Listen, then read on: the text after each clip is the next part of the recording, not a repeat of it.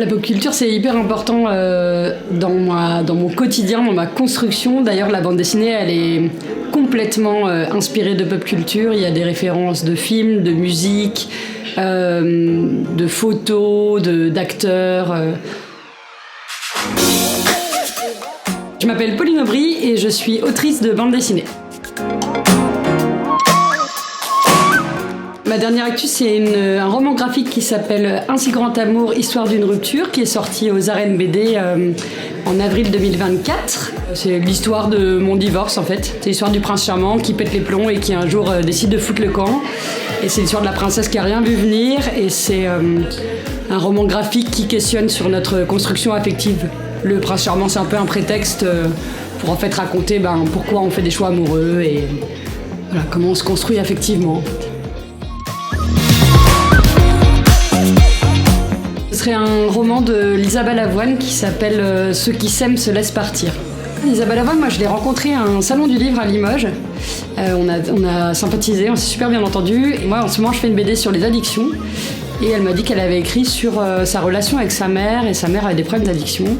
Et donc je lui ai acheté son livre le lendemain. Et c'est un livre qui parle vraiment de sa relation avec sa mère, qui est une relation relativement toxique, voire vraiment toxique.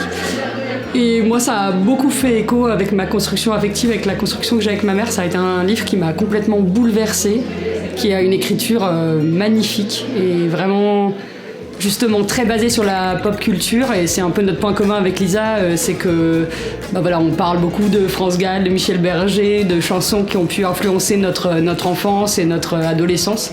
Donc je me suis beaucoup retrouvée dans son écriture et puis dans son vécu aussi, dans sa relation avec sa mère.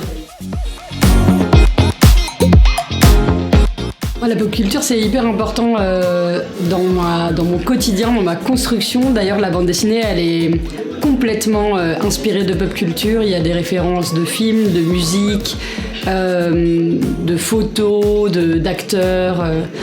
La pop culture, c'est pour moi vraiment un espace d'évasion.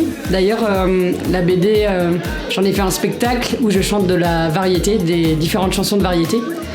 Et le spectacle est très inspiré aussi de scènes de films et d'extraits de clips de musique qui sont très populaires.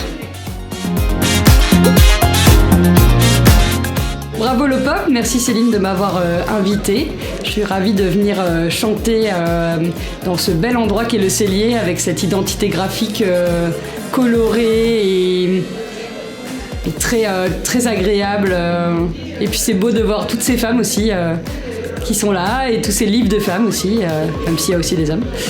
Merci en tout cas, bravo le pop et longue vie à vous.